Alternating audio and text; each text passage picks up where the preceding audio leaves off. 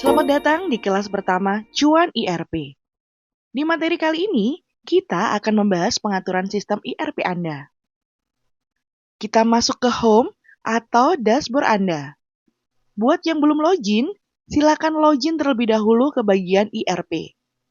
Untuk cara loginnya dan memahami tampilan Cuan IRP, silakan simak video sebelumnya. Di dashboard ada sederet menu dan ada checklist status persiapan sistem. Ini apa ya? Ini adalah checklist apa-apa saja yang harus diisi sebelum sistem ini siap dijalankan untuk bisnis Anda. Kembali ke pembahasan, kita akan masuk ke pengaturan awal. Bisa melalui dashboard pengaturan atau menu sidebar pengaturan sistem. Di tab pertama ada profil toko. Ini diisi dengan identitas bisnis. Silahkan isi dengan nama brand atau nama bisnis. Kemudian, isi alamat dan nomor telepon. Semua di sini nantinya akan ditampilkan di setiap dokumen, seperti struk kasir, invoice, sales order, dan lain sebagainya.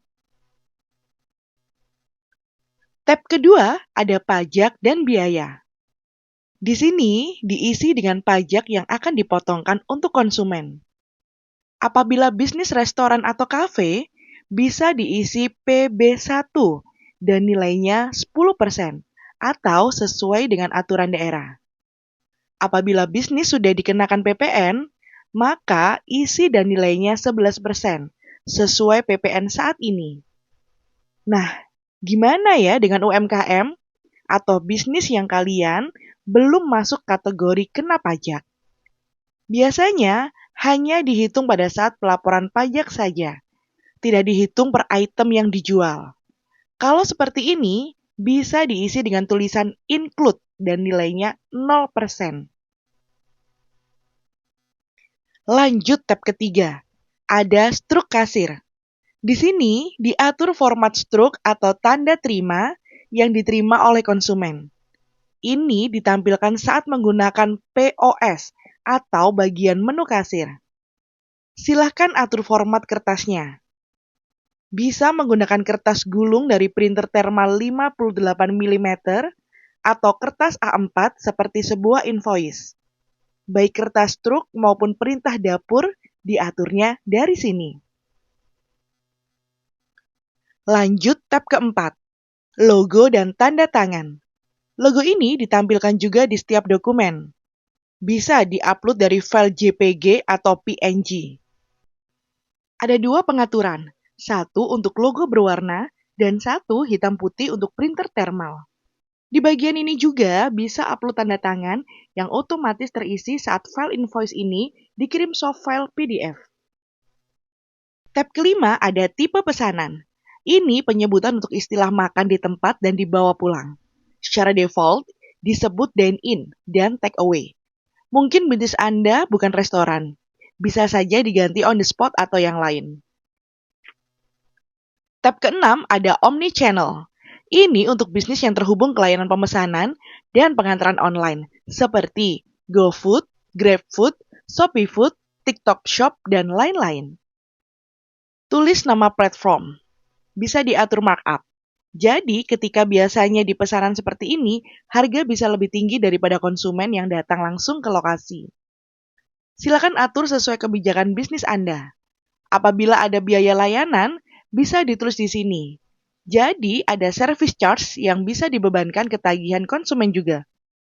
Apabila layanan ini punya nomor order dan resi ekspedisi, bisa dimasukkan lewat sini. Nanti bisa dilacak sesuai kebutuhan. Tab terakhir ini untuk melakukan reset sistem. Tidak perlu diubah karena ini adalah pengaturan untuk reset. Kita abaikan dulu yang ini ya. Nanti kita bahas di video lainnya. Jangan lupa tekan simpan semua pengaturan. Apapun tab yang diubah, semua tombol simpan jadi satu di sini. Selesai. Menu pengaturan sudah beres. Sekarang kita masuk ke metode pembayaran. Ada di menu kiri, pengaturan sistem, lalu metode pembayaran. Di sini diatur cara kita menerima pembayaran. Defaultnya ada tunai dan hutang. Hutang ini diperlukan apabila di bisnis Anda ada pelanggan yang bayar tempo atau ada yang kasbon. Bisa juga masuk ke sini. Pertama, tambah metode. Lalu pilih kategori tipe sistem. Ada tunai, mesin edisi untuk kartu kredit atau debit, ada hutang piutang, dan ada kris statis. Silakan diisi dan diberi nama label di atasnya. Untuk tambahan, kami juga sudah mendukung payment gateway Midtrans. Buat yang punya web e-commerce dan sudah memakai payment gateway ini, bisa memasukkan klien K dan server K lewat sini. Jadi, pembayaran kris dinamis, Visa, Mastercard, dan lain-lain langsung terbaca di layar. Nanti kita akan bahas migrasi Midtrans di video lain. Buat yang belum punya, silakan abaikan dulu. Simpan metode dan kembali ke list metode pembayaran.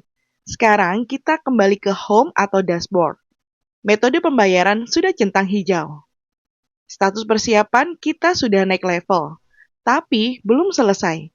Kita bahas di video berikutnya tentang pengaturan produk. Salam cuan!